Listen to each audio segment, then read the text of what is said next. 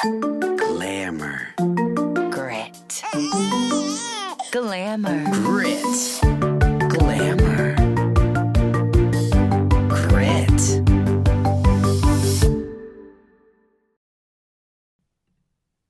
Have you noticed how many in the older generation seem to be against going to the doctor? I was thinking about this and wondering if it's just back in the day. Well, honestly, not even that long ago, going to the doctor was a much bigger hassle. So I'm so grateful to be parenting young kids now in modern times because I can just head over somewhere like Texas Health Breeze Urgent Care when we have a medical need. Hardly any wait times, you're in and out in less than 30 minutes, and the staff is so welcoming. The lobby even reminds me of a spa more than an urgent care. I mean, they have a coffee station in the lobby. Hello? Anybody who gives me caffeine is good in my books, baby. They also offer virtual visits from your phone or computer, which we all know is a game changer when you're a busy parent. Breeze has locations popping up all over North Texas, so there may be one near you.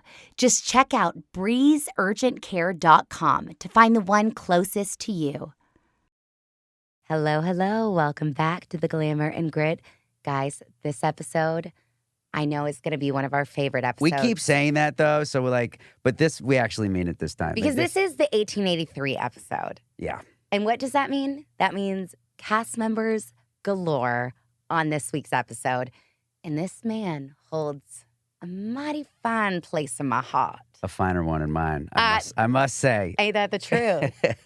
No, but we are so excited to have this actor on with us. I did get to spend about 6 months with him on 1883. We've also done another film since then together called Cottonmouth with Ron Perlman and Isai Morales and incredible crew and Jonathan Sadowski. I was going to get into the spiel on him because he's just so incredible, but I think we should bring him in and then I'll get into it because I love to tell actors how great they are. Our favorite. And she makes fun of me for this, but I like them to hear it because they need to know too. But he's also in the room right now, so we can just bring him in. Guys, help me welcome Mr. James Landry. Hey, Bear. Howdy, y'all. Thanks so much for being here, man. Oh, my God, and I forgot to say, today is Celebrity Monday, which is hello. Yeah, it goes without saying. Yeah, today is Celebrity Monday. Do people ever pronounce it Herbert? Herbert, Sherbert, Schubert, Hebert. It's Hebert. That's how they say it in Louisiana. Cajun. No, I'll never forget before I met you. I was like, Eric, you are working with James Herbert. You will. I think you said Hebert, but Hebert. yeah. You will love him. I don't know. Oh my God, yeah. They. I mean, and even in the credits, I mean, it's just like, come on, guys. Like on a Louisiana show, what was it? What was that one those guys did down in New Orleans about all the musicians? It was a show that should have known, though.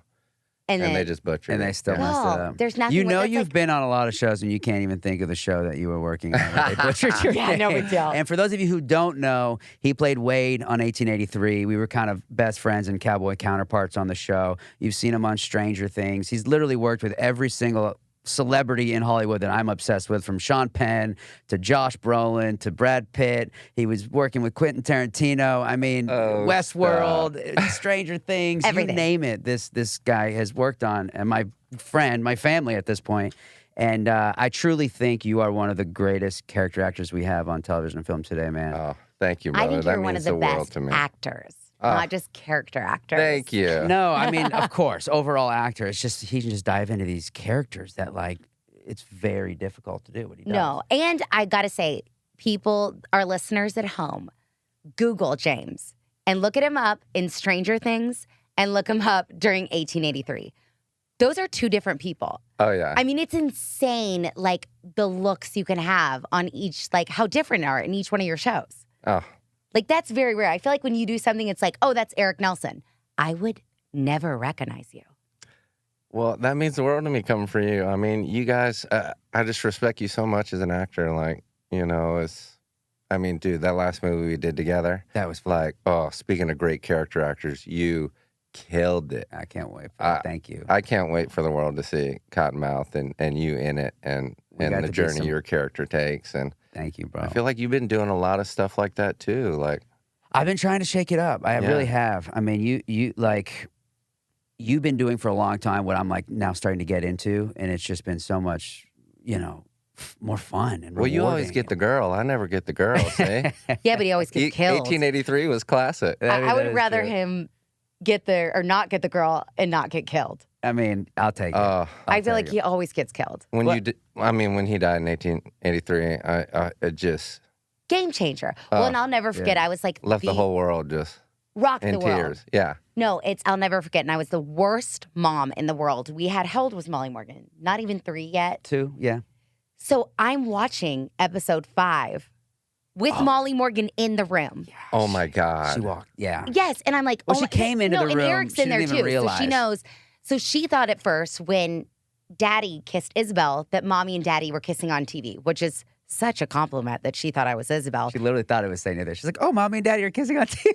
Oh, you're Elsa in real life. Spoiler alert: Eric gets shot, and Molly Morgan goes, "Oh, Dada's making a mess. Dada make a mess." I don't know if she thought it was like ketchup or something or what, but yeah, she literally thought it was just a mess. No, I remember telling God, that's Taylor so this funny. story, and she was like, "What the hell, Sadie? Like, what were you doing letting your 2.5-year-old?" But I really didn't think she'd be watching it because she's sitting there playing Barbies and things. But yeah, Dada be making a mess. That is so funny. Isn't that so Molly Morgan? I don't know. So your kids, I just love so much too. Dude, they basically are calling you Uncle James at this point. Like, they love you too, man. Okay, we need to start though from let's start at the very beginning. Yeah, let's go back for a second because you're from Lafayette, Louisiana, and I only remember that it's Lafayette every time because that's all Tim McGraw and Faith called you on set. I was gonna say you say it like Tim and Faith. It became like your thing.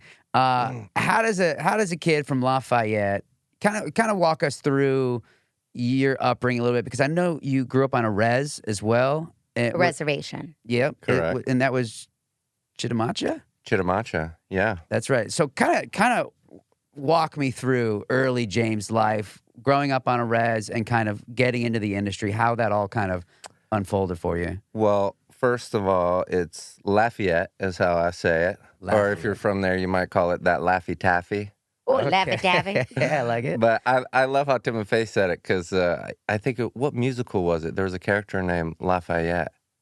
Oh, hold on. Yes, that's why, because I kept thinking, I was like, why do I know Lafayette? And you're right. It's from a musical. What? It's, hold on. Oh my God, what's the one Ben Platt just did? Was it Parade? Dear It's Evan huge. Hansen? He did Dear Evan Hansen. I know, but no, like Parade that he just did. I think there's a character called Lafayette on that. Oh. Yeah. I know it's a Broadway character, but you're so right. Yes. Yeah, something like that. We'll yeah, I've edit never it out seen if it, not. Yeah. But yeah, Lafayette. And Tim is from Monroe, Louisiana. Tim McGraw. That's right. So I called him Fun Row, and he called me Lafayette. Love it. And but yeah, was born in Lafayette, but was adopted by a Chitamacha couple.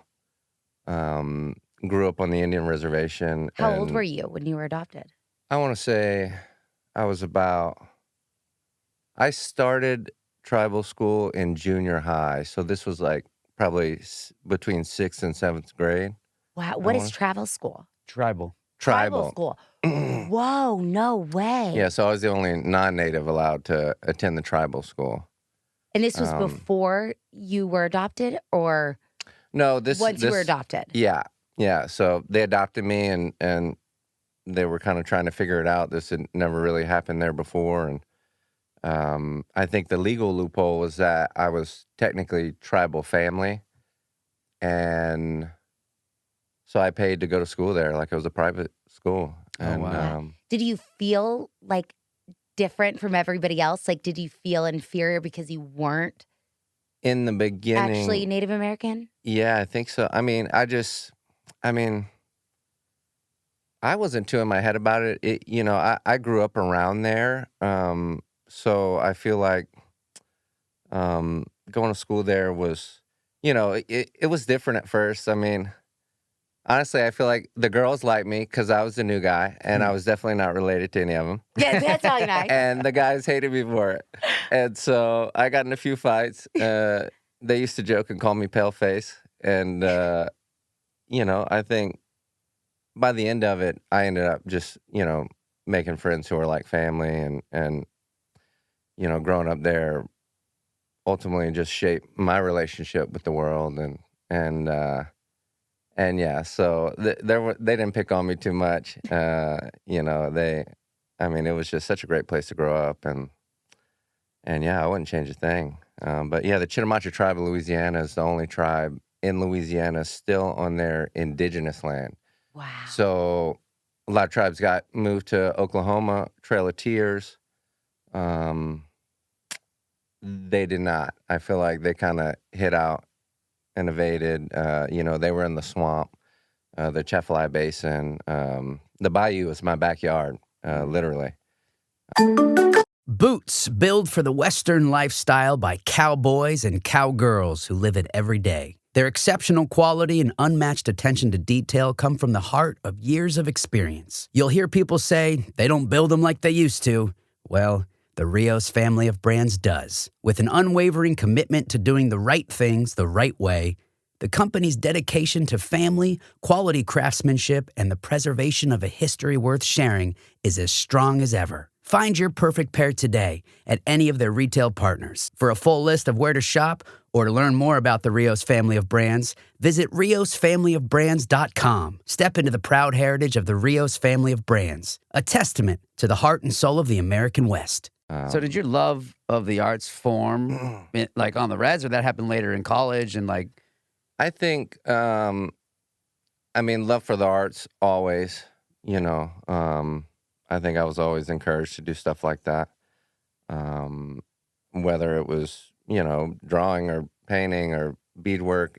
It wasn't until my cousin was an extra in The Apostle with Robert Duvall, was shot in Lafayette, Louisiana, that I realized even a swamp rat like me could be in the movies, Sweet. Oh my! Wait, what was that show that we used to watch about the bayou, the Oh, fisherman? Gator. Was it? No, his name was Gator. Wasn't it? His name was Gator. Do you remember this show? Is it like a reality show? It was a reality it was like- show. Yeah, And they were like a boat competition. It Yeah. was Cletus. Remember Cletus Oh, was the yeah, guy. they were I think gator it hunting. was, They it was were Gator gator Boys or what, something like that. Yeah, no, Yeah. Cletus is my cousin. No Shut up. way. Wait. I would No. die. Oh, okay. No. James, we don't need Dude, you on the I'm episode. coon Bring ass, in but I'm Cletus. not that coon ass. Okay. Well. Oh no, that is like my favorite. That was like, I think that's what people's idea of Louisiana is, which it's like Texas. It's like people, I remember when I moved to Ohio, people were like, oh, you rode a horse to school. And I was like, no, I've been on a horse once in my life. I don't do horses to school. Right. I think it's like the idea of what people imagine each state to be is so interesting. But I was just thinking, like, I feel like Native American culture too is all about storytelling. And really what we do as actors is tell stories. If you're, Yeah. if you're a professional actor and really in the business of storytelling and history, do you feel like that is like the culture of it all really just kind of like activated this world for you? I love you connecting the dots like that, and yeah, I consider myself a storyteller, and yeah, it's such a part of the culture, which is why I always, I want to start this program, and in my head, I always called it Original Storytellers, but just filmmaking programs, like, specifically start with the Chitimacha Reservation, and because I feel like a lot of those kids, they look up to me, and James or Jamie's in the movies. They call me Jamie growing up. Oh, okay. And yeah, I thought it'd be really cool to like go back to the school and kind of, figure out a way to, like they didn't really have that when I was there growing up, like theater, and they weren't really talking about storytelling and writing, and they were doing a lot of storytelling. We learned a lot about the culture there. Culture class was one of my favorite things. I was just talking about it last night. Basically, we would, do different things like make beef jerky and sell it for the school, and, to raise money for things. And, but one day our teacher showed up with a deer and taught us how to skin it and how to use all the parts. And Oh, wow.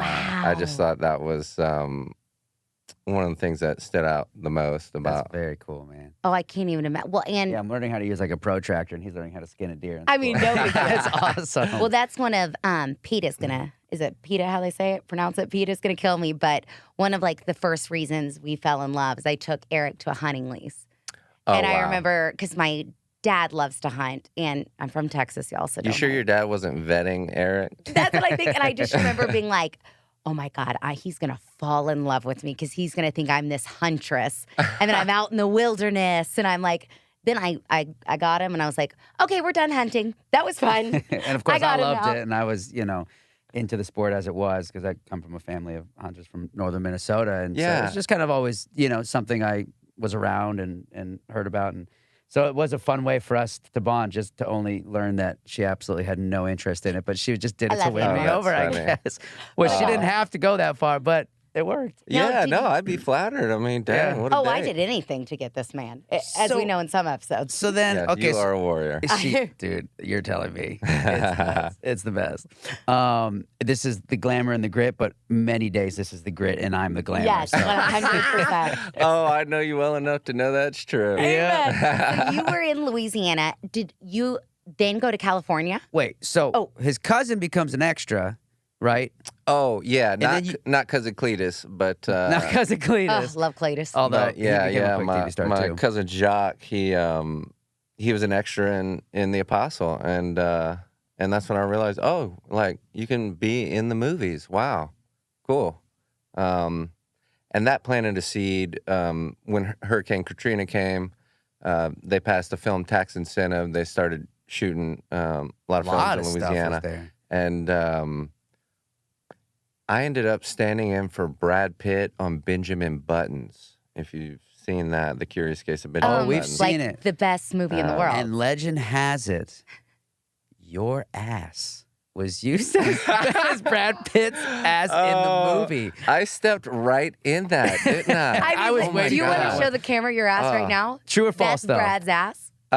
Yes, that was his young butt. Derriere. And, his character is growing younger in the movie, while Cate Blanchett is growing older. And they finally kind of time out. And then, anyways, there was a scene where they timed out and made love. And it was his, It was your booty time. It was, yeah. I was doing a lot of squats back then. So your butt becomes famous first. Wait, I do need to know, did they put makeup on your booty?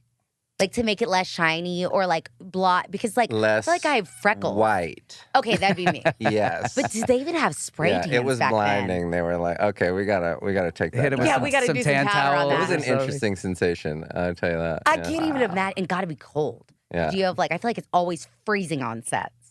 Oh, yeah. Well, That's why girls' bubbies always look so perky what I on remember. set.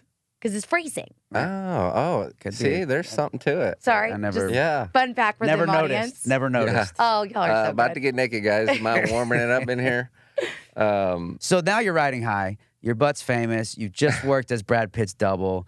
How does it transition from standing in, being a double for Pitt, to then being in front of the camera, and then ultimately the career that you've had? I think being on a big movie set like that, a Fincher set, Benjamin Buttons, it was. I just fell in love with all of it. I was just like standing back, standing in, just kind of looking at everybody, being like, "What job do I want? Like, do I want to be that guy? Do I want to be that guy?" And But you had the bug. It was like, I need to be on set. yeah, like This is I calling knew me. immediately that I wanted to be on sets like this for the rest of my life. Yeah, that's awesome. And it didn't matter to me if I was working in casting or catering or camera or, first or second team. Just put me in, coach. Do you say like, what do I do next? Like, how do I get an agent? How do I? Well, yeah, like, how I think, did that? I kind was of- a local actor trying to get local roles. And then I got a job working in casting for Liz Coulon, who is just like a sister to me. I love her to death. She's a great casting director down there. And I actually went in for an audition. And at the end of the audition, she asked me if I had a day job. And I was kind of like, I hope not after this audition. no, why? And I was like, so I guess I'm not getting the part. And she said, well, I want to offer you a job as my casting assistant. I got a big movie coming up, could use an extra hand. And I was like, hell yeah. That's awesome. So I did that for years, probably, I don't know, 5-6 years. That was my day job while I was a local actor. And talk about free training. I mean, just getting to read opposite all of the talented actors coming yeah, in. I got to read with like all the veteran actors in New Orleans, and there's so many great actors. Like, I mean, Joe Kress is one of the dads on Stranger Things. Lance Nichols, he's been in everything. Doug Griffin was a big mentor to me. A lot of great actors, and just like, I mean, the whole art scene down there. It's like, it's really cool. Did you get cast in Stranger Things in Louisiana? No, I was in LA by then. Okay. I feel like I rode my horse out west right when they kind of started shooting TV in New Orleans. Like, it was big features for a while, you know, and eventually it turned into TV. And I remember part of me thinking, maybe I should have stayed in Louisiana and, you know, kind of got on The Walking Dead or something as a local, or, but it But worked things out. worked out. It worked I was out. about to say, I yeah, think and you wouldn't made the right change a thing. choice. Yeah. What was the first role that you booked in LA where it was like, okay, I'm being taken seriously now. Things are changing for me. Well, first role I booked in LA was actually Super 8. Oh wow. J.J. Abrams, Yeah. Of course. Wasn't Steven Spielberg. was it Sam Lerner in that movie or one of the younger actors? Super 8, or was it Jenny Gardner? Or someone we know was in that movie. I mean, probably. Okay, Y'all I think are I had all in I every think I had movie. a good friend. Was Sam Lerner in that that you know? I don't know. I mean, there was a lot of moving parts to that one, so they could have been in a different section than I was. But I auditioned for that role like 6 months before I actually found out I booked it. People always say, like, so when you audition for a role, like, when do you find out if you get it or not? It's like, oh, that's the question. Like, I wish we you knew. never know. And this was such a big movie and had such a long shoot that they were already shooting the movie. And I figured, you know, I didn't have the role, but they kept telling my team, don't shave your mustache. Don't shave your mustache. And even when I auditioned, all I knew it was a deputy in the 80s. So I was like, all right, we're going down on the stash. Let's and go. we're going to go in and cold read it. Wish me luck. So you had like the Chester stash Oh, for yeah. a good couple months. Oh, yeah. Oh, okay. So you Man. booked that. What's next after that? Now you've like really been hit. Like I feel like when you book something like that in LA, you're like, this is it. Like now Yeah. things are about set to. with J.J. Abrams, life is completely different at that point. Well, yeah, I feel like that's what I think every time. Like, Yeah. every movie, I'm like, oh, this is going to change things. Like this, and really, they're all little stepping stones, you know? Like, one of them just led to the next one. It was like it didn't move the needle so much but over time, over 10 years, going on 15 in Hollywood, it adds up, and yeah, so the only thing that really moved the needle like that was 1883. That was life changing.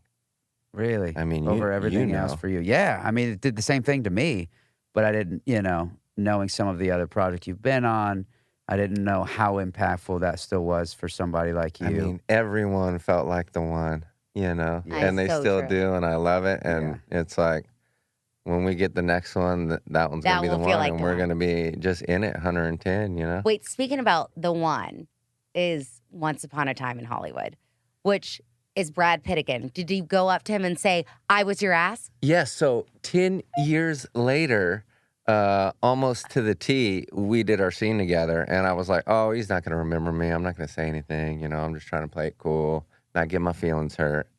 You bend over, and all of a sudden he was like, wait, I know that guy. No, he walked right up to me, and he was like, hey, man, how you been? And I said, bullshit, somebody told you. Oh, my God. I still can't believe I said that, but that was like my knee-jerk reaction. Like, I just had so much I was burying. I was just like, bullshit, somebody told you. And he was like, no, man, I remember, Those cheeks. didn't you grow up on like an Indian reservation or something like that? And I'm No like, way. what? Wow. He remembers. I'm like, Wow. he ain't lying. Oh I mean- my God. What was it like working on that set? Because if anybody's seen the movie, it's still like a grungy scenery. And did you realize like the magnitude of what this movie was? I mean, obviously Brad Pitt's here. You're like, Mama, I made it. I mean, this is Quentin it. Tarantino. He knows the magnitude, but I'm with her. Can you walk us through first, like maybe start with from audition Yes. to booking? Because what is it like to audition for Tarantino? I never have. He's just man. like top 3 on my list of greatest directors of all time. And then into the shooting process, what that was like, please, so I can just drool for 5 minutes. Well, yeah, same. You know, that one might have moved the needle a little. I swear I never got so much action for like 1 or 2 lines in a movie, you know, because it was such a memorable movie and scene. And I'm like, you look at the script, you know, I mean, there's 2 lines on the page there. And But you are heavily featured in that scene. oh, we made the most of it. Yeah. And yeah, I'll get to that. But I guess Vicky Thomas, you know, great casting director, always, you know, does Tarantino stuff, wanted in on that. And I guess had the audition with her, got a call back with Tarantino. Did you like? Was it the 2 lines for the audition? Well, no, I was actually, it was like, you know how they were shooting the Western in the movie? Yes. It was one of those cowboys. It Okay. was, I think he might have passed away since, the guy who played the role. Is he just No, like Scoot McNairy got that role. But great character actor. So yeah, I auditioned for the Western part, and they said to know the scene backwards and forwards. So there's like the white hat in the scene, and there's the black hat, right? There's the good guy and the bad guy. And I think he says it's like DiCaprio's character. He says something about Jughead. He's like, I don't know if you remember that scene, but he calls him a Jughead. And I was like, I never heard Jughead before, but I never said it so much in my life since then. So got the scene back and forth. And of course, I knew one better than the other. And coming into a callback with Tarantino, he's like, let's do the other one first. You know, the one I felt less strong about. I'm like, dang. Okay, fine. And that's all we did. And is he like interactive with you? Is he just kind of like, is this like a quick process? He's like, you'll never have more fun like working with somebody than Quentin Tarantino. Like he knows it better than anybody, and his energy is just infectious. And I feel like he tries to keep it light and fun and roll into that, you know. But I just remember the moment when he said, Vicky, you know, he's like whispering in her ear, like, go get the pages for this other character, you know? And I'm like, oh shit, what's happening? And it's while you're in the room, this is happening. Yeah. And they were like, we're gonna have read for another role. Go in the other room, look at the pages, and you're gonna come back and cold read for Quentin Tarantino. And I'm like, oh my God. And it was for the Tex role. Austin Butler's role. Austin Butler. Oh my God. Also known as Elvis. Oh my God. You're nothing but a hound dog. No big deal. That's a huge role. Well, at the time, I didn't really know who he was, but he is really, really ridiculously good looking. I'm like, my God, this man is gorgeous. Yeah, no. He's and those lippies and Yeah. I mean, yeah, for a That's straight man, I specimen of think a man. anybody can say that. You read Austin Butler's part of Tex for Quentin Tarantino on the spot in the callback room. Yeah, so I'm going over. They call me back in there. I read Tex. He's loving it. He's asking if I can ride a horse. I'm like, hell yeah, I can ride a horse. Because Tex has to haul ass. To go save Clem. And anyway, there's another callback after this, and it's a test basically. And so there's a bunch of Manson girls, potential Manson girls, and me and Austin Butler. So I'm like, so I know it's him versus me for Tex, you know, like, and so we're all sitting in a circle, and he's like, Quentin's like, why don't everybody go around and say your name and the last project you did and a little about yourself or something. And I'm like, oh God, what am I gonna say? I'm like, I feel like I hadn't really worked in a while at that time, and but how cool for him to like get you guys to interact and like kind of break the ice by just like getting everyone relaxed to like shoot the shit together. Oh man, his process, it's no wonder he gets the results he gets, Yeah, that doesn't happen. And why people everybody wants to work with him, no matter who you are. But so yeah, we're all in our little circle, and everybody's going around, and it gets to Austin. You know, he's got that deep, sexy voice. Oh. I'm just like, my God. And you sound like that? And he's like, yeah, I just coming off of Broadway with Denzel. Yep. No big deal. Iceman Cometh. Iceman Cometh with Denzel Washington, yeah. Evan Mamet, yeah. And that I'm was like, oh, geez. Like, I probably, like, cringed in that moment. Like, oh. If you have not already made plans to go to the National Cowgirl Museum and Hall of Fame in Fort Worth, Texas, to see their newest exhibition, an Escaramuza Chara, the women who ride side saddle executing intricate patterns at a gallop, you still have time. Well, that's a mouthful, but it's worth it. The exhibition runs through December, and they even have a podcast, Conversations at the Cowgirl, which will give you some insight into the sport and its origins, and even a little behind the scenes on how the exhibition is curated. Conversations at the Cowgirl, a National Cowgirl Museum podcast that is available wherever you stream your favorite shows. Follow us on social at Cowgirl Museum for updates, or visit our website at cowgirl.net. Discover a curated selection of renowned brands that embody luxury and craftsmanship, including Lou Casey, Stetson, Double D, Stallion, and Blackjack, alongside captivating new arrivals and unique brands waiting to be explored. Elevate your wardrobe, elevate your lifestyle. Experience the epitome of luxury at Pinto Ranch. Mention this ad in stores or use code ERICSAINTY, that's ERICSAINTY, at pintoranch.com to receive 20% off your purchase. No big deal. And then, yeah, and then, you know, the girls are going around, and it was such an interesting group, like all these, like, famous actors and actresses' daughters were kind of part of it, and then there was these, like, people who had no acting experience at all. Like, they were just real people, like people that would, like, write Charles Manson letters in jail. Like, real artsy types. And That's a sweet way for saying weirdos. yeah. just Artsy types. different. Yeah. Yeah, so I'm like, kind of made me feel better, I guess, you know, because they're like, well, I haven't been in any movies. That's their, you know, a couple of people kind of, I was like, okay, well, yeah, you did Stranger Things, and, you know, and I can ride the shit out of a horse, and Nice. I look Good him right in plug. the eye. I'm like, I'm going to outride you on this one. Tex. And he split us up, and we got to go into his personal office, and he set up 4 chairs like we were sitting in the car. I don't know if you remember the scene where DiCaprio comes out with his blender of margarita in his robe, and he's yelling at Tex and the girls. So we're doing that scene.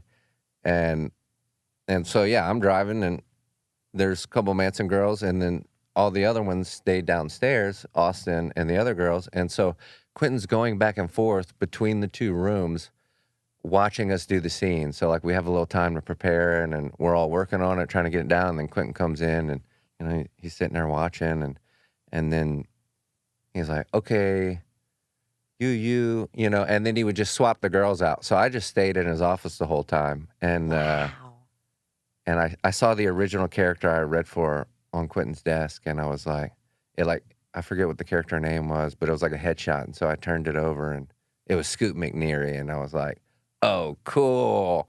You just found out. And then I just put the headshot back, and I was like, all right, well, I'm still here. And yeah, he's playing that Jughead role. But yeah, we went back and forth for a while, and then he screened a movie for us. He has like this giant movie screen with all these old couches that look like they came off the side of the road. And he, after we did the thing, he what movie was it? It was some movie that you can't buy, you can't stream it. He had the actual film reel and was projecting it for us. And This is all just part of the audition process. yeah. Did this was all like of y'all get in the movie? No. Okay. I'm sad to say, yeah, some people in that circle did not make it there. But yeah, when we got to set, it was cool to see the ones that did. And I guess ultimately I did not book Tex, but they called and said, you're playing Clem. Wow. And I'm like, ooh, who's Clem? And I start looking up this crazy guy, and I'm like, wow, like, yes, like, I am Clem. And those of and you most who of the don't time- remember, Clem is the one Brad Pitt comes to the commune. Well, he comes to the commune and you guys have an interaction, and then he literally beats the living heck out of you. Yeah, And yeah. wasn't I that in basically all the pop his previews? tire and tell him to get the hell out of here, like an idiot. Yep. And he's like, "Fix it." And Was that the debut of your laugh on screen? well, I was having maybe Because his laugh is iconic. Truly And iconic. it's probably been in a lot of things, but the best part was when I was sitting on that fence. I was just having such a good time. I was so giddy, so I was just laughing like this crazy laugh the whole time. And Quentin was like, "Do the laugh, do the laugh," and I kind of was like, ha, ha, like it was kind of forced, and then the whole crew busted out laughing, and then I was like, ha ha ha, and he was like, roll on that. So that's how he got it out of me. It's so But, good. I'll never forget you doing it when we met Taylor Sheridan for the first time at his house for dinner. And you laugh. And Taylor's like, what? Is that your real laugh? And you're like, yeah. He's like, that's great, man. Oh man. And so if you do a product and don't incorporate that, you're messing up these days because it's so iconic. Well, I actually tried not to incorporate it into Wade. I was like, no, Wade's too tough. He didn't laugh like that, And So of I course, we stole were it. having such a good time, and being in the moment, you were cracking me up, and so of course I slipped up, and Good. that was his laugh. So great. Wow. Okay, so this happens. Then you go into 1883, like a couple years later. Is that your next like big? Like I feel like life changing. It's like I feel like everything. Maybe is big. But I was like, lucky to do like I don't know if you guys saw To Leslie. That got nominated for an Oscar this past season. oh Yeah. yes, Yeah, a buddy of mine wrote that. Actually, that was his story. That was his letter to Leslie, his mom. Oh. And yeah, Bobby Nanderi recommended me for it, and yeah, I just got offered that. Didn't even have to audition, which is kind of rare. But I don't think anybody knew that movie was going to be the little engine that could. Because it premiered at South by, didn't it? this was the one with the scandal. That people were trying to make it. Well, yeah, wasn't because this it's it? kind of squeezed into the Yes, nominations. that people were like, Yes. it like got all this press. She got like a last minute addition to Yes. an Oscar nom, As like listeners, out of nowhere. like big Hollywood was trying to get this movie out. They did not want them to be nominated for Best Feature, and it was the little engine that could. Mhm. I forgot about that. It was so fascinating, and you kind of had a fight between actors because people were like, no, then why is this movie? And then everyone was so happy that it wasn't an independent film. Yeah. An Yeah. independent film could Yeah, make super indie. it, to the Best Picture category. I'm trying to remember her name, the lead actress who got nominated. It wasn't Chloe Sevigny. was it? No, she was so good though. Like I don't think she's like a household name. Like Is she? it just blew my mind the way she would, she just would play this like drunk redneck, like better than I ever could. I'm like, how are you doing this? And then she'd switch right back into her British accent. And, But that's like our Beth Dutton. It's like baffling to me Right. that she's like Kelly Riley, yeah. super soft spoken, kind, doesn't really drink, does it? And then it's like English. English, and then she plays the baddest assiers of baddest assiers. She is the ultimate. Literally. Oh, I love Beth so much. I was such a fan of the show. I can't wait to listen to the podcast with Jefferson White because I'm just like, what is going on? Like, what's happening? Like, with whatever, Yellowstone, 4 6s, all You'll of it. find out on the I was Glamour a and Grit. fan. Yeah, I was a fan first. And Now, when did kind of cowboy culture start for you? Were you always mixed in cowboy culture? I mean, yeah. James is a real deal cowboy. He works on a ranch. He lives on a ranch. He's a hand when he's not acting. I mean, so he is the real deal when it comes to Western lifestyle. I kind of phoned my way in through the show, and it adopted me, and I adopted it. I grew up with horses and stuff, but I wasn't in the culture like I am now. But you are in it, my friend. So how did that happen? Well, yeah, I mean, I work as a hand when I'm not doing movies and, like to spend more time with horses than humans. But my family has a pecan tree farm in South Louisiana, and they have cattle on the farm and horses. And they're into cutting as well, which is something we've gotten into more so over the last 2 years doing the celebrity cuttings. Yeah.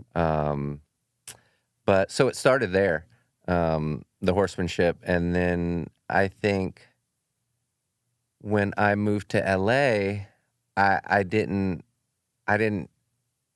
think there was, anything like that around. And then I found the Burbank Equestrian Center, started hanging out and helping out there a lot. And then I did Westworld um, in this little cowboy town like north of LA. A lot of old movie ranches and stuff like that. They shot a Is that lot the of old Warner Ranch? all that stuff's out there. Yeah, like Okay. all the old John Wayne movies and stuff. They shot out there, and I met this guy who trained the trick horses for the movies, and he had two, and nobody to ride the other one. So I was like, sign me up, and that's when I left L.A. proper, and just kind of was on the ranch full time. Got it. But certainly 1883 has put some gas on that Cowboy Fire. Oh, I can't even. It's been like so this one. incredible, like to just be brought into this world, and just meeting all our favorite cowboys that you see on TV, and just getting to go to the rodeos and shake hands with those guys, and them to be a fan of us on the show and be like, come out to the ranch, come ride my $200,000 cutting horse.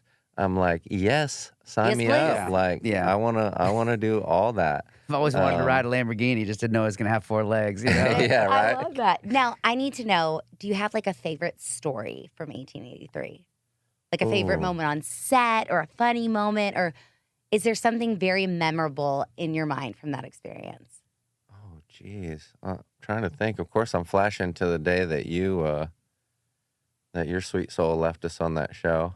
I'm like, oh, that was such a day. But I'm like, no, we need a happy story. I'm like, No, but why am I seeing like Daddy's making a mess right now? No, but it's so wild. Our son, as people know, was super sick during the filming, and he actually had surgery. Remember the week before you filmed that? That scene, yeah. That scene. Yep. And I'll never forget. Oh, wow. It's like we, not he was cured, because there were still some bumps after that, but we thought at the time, we're like, oh my gosh, he is cured. And so he finally got to go to set knowing like my son was going to be fine. My family's fine. I think that was like the first time that you actually got to like really be in the moment and like soak it in. Yeah, I mean, the dichotomy of like filming the greatest thing to happen in my career in life ever while my son is super sick at home. So I'm like carrying Whole that. life is falling But this apart. amazing thing is happening. No wonder you were so good in the show. That's so much so you're happening welcome. inside. And then the next day he's cured and life is amazing. And then coming back and being like, now literally everything is perfect.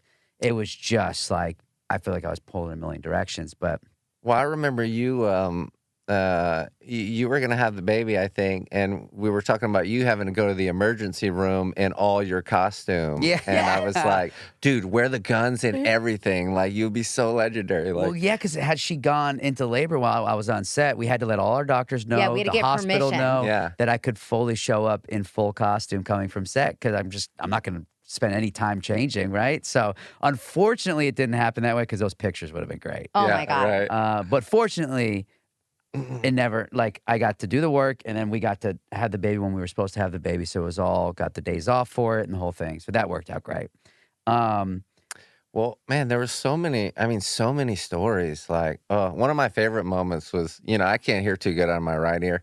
And Sam Elliott comes over to me and he's whispering in my right ear and I just feel these warm whiskers and I'm just like, I have no idea what he's saying, but I'm like, Sam, what's it mean if we switch ears? That's my bad ears. He said, brother, that means we're both fucked. Because if we switched, then that was his bad ear on that side. So we had opposite bad ears, and we were like, okay, which ear? Sam, my good ear, So Now we're it was kind bonded. of a running joke through the whole thing. But That's great. he just killed me with that. Brother, that means we're both fucked. That's his voice too, that low. Oh my God. Okay, before we end every episode, we like to ask you, Got to get the glamour and the grit. yeah, your glamour and your grit. Is there something like your glamour of your life right now could be like had a good meal or like good experience? And then what is your grit right now? Something that's up, positive, like Yeah. gets you excited and things are good about, and then something that's like trying to work through this or this is kind of holding me back right now or just Yeah, I don't know, like having some sort of glamour and grit going on in your life. Huh. Well, man, I'm feeling the glamour right now here on my baby's first podcast. Being booed. Is this Yeah. Is it your your first? Yeah. Let's go. Oh my God! Welcome. Yeah. You're welcome, Hollywood. I did get my name dropped on the Mark Maron podcast when Austin Butler was on there, and because Mark Maron was into Leslie, and Austin Butler was talking about Elvis or whatever, but yeah, that was kind of a No cool big moment. deal. And they brought up Yeah, your laugh. they didn't also they brought up my laugh. They also butchered my name, so we hit all the bullet points. I mean, today. that's the most important. And that episode was like very famous because remember he called Vanessa Hudgens his friend that suggested that he play Oh. Elvis, and it went like viral. Oh, That was that same episode. That was that same episode. Oh, I Because didn't even. I heard my little excerpt and was You're like, made it. Yeah. That's so cool. Oh, so we're your Um, first podcast. Well, we're happy to be yeah. your glamour today. That's awesome. Yeah, but yeah, man. Yeah, it's anytime I'm in Fort Worth, American Rodeo, it's just like it feels like the best of both worlds, the glamour, the grit, Fort Worth does it all, an baby. excuse to put on your fancy cowboy duds and yeah, like, get out there and work some cows or something like that, Only in Doing Texas. you could podcast go. by day, and then he'll be getting his hands dirty in the stalls later Yes. tonight. Yeah, That's the grit, yeah. baby. Yeah. That's what it's all about. Well, Yeah. man, thank you so much for being here, bro. Dude, thank you. Oh, What a We treat. love I just you. love y'all to death. No, we Likewise. love you more. Yeah, Likewise. family, for sure. Well, everyone, please tune in on Friday for our live. See you guys. Bye. Thanks for joining. Glamour. Grit. Glamour. Grit. Glamour. Grit. Glamour. Grit.